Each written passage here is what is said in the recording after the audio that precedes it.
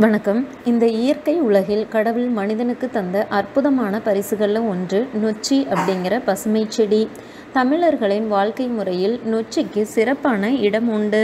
முருங்கை மரம், வாழை மரம், வேப்ப மரம் போலவே நொச்சியும் மருத்துவ குணங்கள் நிறைந்தது.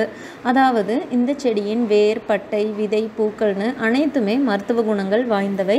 இந்த பதிவில் நொச்சி இலையோட மருத்துவ குணங்கள் என்ன அப்படிங்கிறதையும் அதை எப்படி பயன்படுத்துறது அப்படிங்கிறதையும் பற்றி நம்ம விரிவாக பார்க்கலாம். நொச்சி தென்னிந்தியாவில் அதிகமாக காணப்படுற ஒரு மூலிகை செடி. இது பொதுவாக வயல்களில், வழிகளில், வீட்டு வாசலில் வளர்த்து வரப்படுவது வழக்கம். இது ஒரு 6 அடியிலிருந்து 10 அடி வரைக்கும் வளரும். நொச்சி இலைக்கு தனித்துவமான வாசனை உண்டு. நொச்சியின் முழு தாவரமும் கசப்பு, துவர்ப்பு மற்றும் காரச்சுவைகள் கொண்டது. நொச்சி வெப்பத்தன்மையுடைய செடி. தமிழ்நாட்டில் இதனை தோஷ நிவாரண மூலிகை என்றும் சீதை புஷ்பம் அப்படின்னும் சொல்லுவாங்க.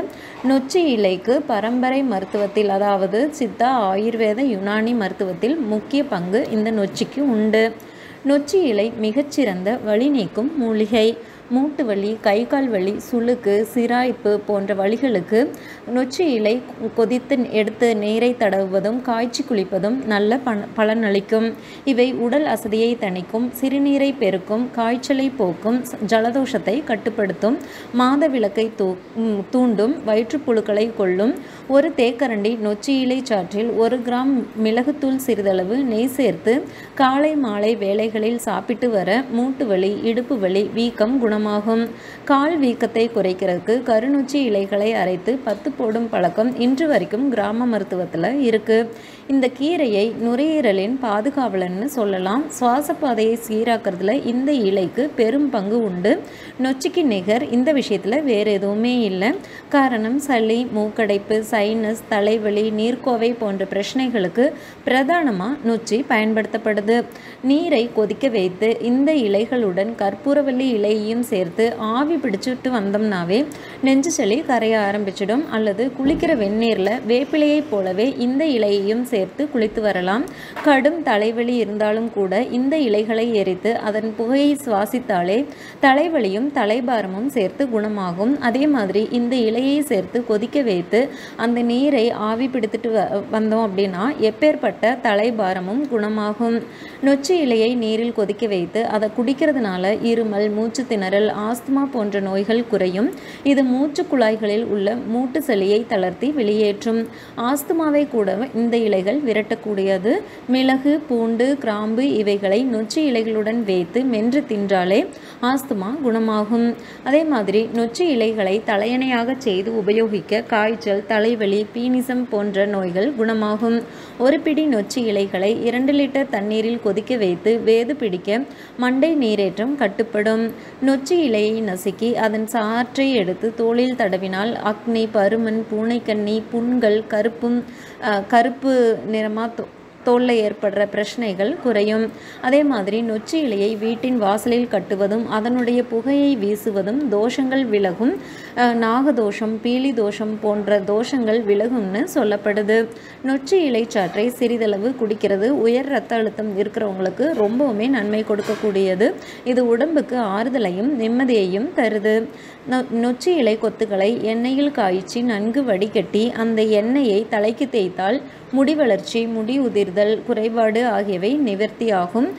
இதன் மூலமாக சிறந்த முடி பாதுகாப்பும் கிடைக்கும். நொச்சி இலையிலிருந்து சாறு எடுத்து அதனை நல்லெண்ணெயுடன் காய்ச்சி ஓரளவு சூட்டிலேயே அந்த எண்ணெய் கலவையை தலைக்கு தேய்த்து குளித்து வந்தால் நரம்பு கோளாறுகளும் கழுத்து வலியும் நீங்கும். இந்த நொச்சி இலைகளை தண்ணீரில் போட்டு காய்ச்சி வடிகட்டி அந்த நீரில் பிரசவித்த தாய்மார்களை குளிக்க வைப்பாங்க. இதனால் உடம்புல இருக்கிற அசதிகள் போன்ற குறைபாடுகள் நீங்கும். நரம்புகளுக்கு வலுவேற்ற உதவும். இந்த இலைகள் மாதவிலக்கை தூண்டக்கூடியது. நொச்சி இலையுடன் வேப்பிலையும் சேர்த்து எரித்து புகை போட்டால் கொசுக்களும் சிறு பூச்சிகளும் ஓடிவிடும். வயிற்றுப்புழுக்களை கொல்லக்கூடியது. வயிற்றுப்புழுக்களை மட்டுமல்ல, பாம்பின் விஷத்தையும் முறிக்கக்கூடியது இந்த புகை. இந்த இலையின் சாறுகளை முகத்தில் தடவி வந்தால் பருக்கள், கொப்புளங்கள் மற்றும் தேமல்கள் மறைந்துவிடும். தானியங்கள், பருப்பு, அரிசி போன்றவற்றை சேமித்து வைத்திருக்கும் பாத்திரத்தில் நொச்சி இலைகளை போட்டு வைத்தால் புழு, வண்டுகள் போன்றவை வரவே வராது. நொச்சி இலையை எந்தெந்த விதத்தில் நம்மளால் பயன்படுத்த முடியும்னு பார்த்தீங்கன்னா, காய்ச்சி குடிக்கிறது மூலமாக நொச்சி இலையை நீரில் கொதிக்க வச்சு தினமும் காலையில் வெறும் வயிற்றில் குடிக்கலாம். அதே மாதிரி புகைக்கிறது மூலமாக நொச்சி இலையை பயன்படுத்த முடியும். சாமானிய சளி மற்றும் வீட்டை சுத்தம் செய்கிறதுக்கு நொச்சி இலைகளை உலர்த்தி புகையாக நம்ம வீட்டில் தூபம் போடலாம். அதே மாதிரி எண்ணெய் தயாரிக்கிறதன் மூலமாக பயன்படுத்த முடியும். நொச்சி இலை, வெந்தயம், கருஞ்சீரகம் ஆகியவற்றை நல்லெண்ணெயில் கலந்து காய்ச்சி முடிக்கி தேய்க்கலாம். நொச்சி, வேம்பு, தழுதாழை, தும்பை, குப்பைமேனி, ஆடாத்தொடை, நாயுருவி இந்த மாதிரி எல்லா மூலிகைகளையும் ஒரு கைப்பிடி அளவு எடுத்துட்டு 3/4 அளவு நீருள்ள வாய் அகன்ற மண்கலத்தில் கொதிக்க வைத்து சூடு பண்ணிட்டு அதுக்கப்புறமா செங்கல்ல போட்டு ஆவி வேது பிடிக்க வாதம் அனைத்தும் குணமாகும். வாரத்துக்கு 2 முறை இதை செய்யலாம்.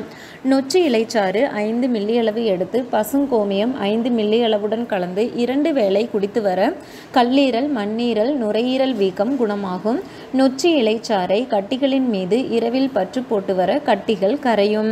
நொச்சி இலையில் நம்ம மருத்துவத்துக்கு மட்டும் இல்லாமல் ஆன்மீகத்திலையும் பழைய பாரம்பரியத்தில் சொல்லப்பட்டிருக்கு. நொச்சி செடியை தவவியர்களின் பாதை செடின்னு சொல்கிறாங்க.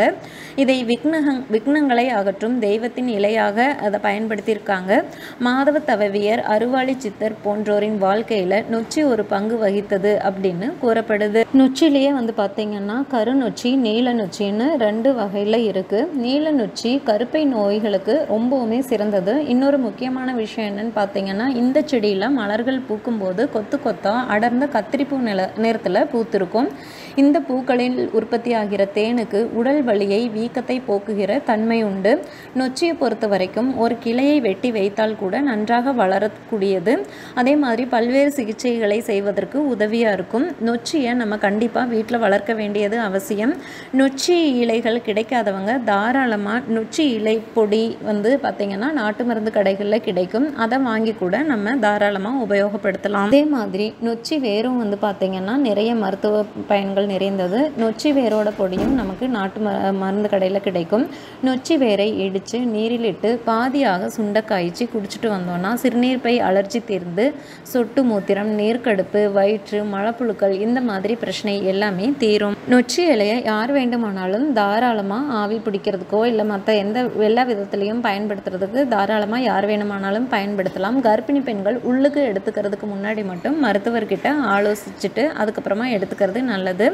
நொச்சி இலை நம்ம இயற்கையின் அற்புதமான சிகிச்சை மூலிகை. நம் முன்னோர் இதனை வீடு, உடல் நலம், மனநலம் மற்றும் ஆன்மீக ரீதியாக பராமரித்து வந்ததுக்கு பின்னாடி அறிவும் அனுபவமும் நிறையவே இருந்துச்சு.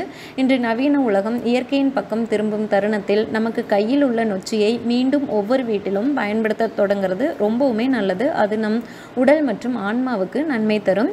இனிமேல் வீட்டில் வைக்கிற செடிகளோட நொச்சியையும் சேர்த்து வைங்க. மேலும் தகவல்களுக்கு சேனலை சப்ஸ்கிரைப் பண்ணுங்கள். தேங்க்யூ.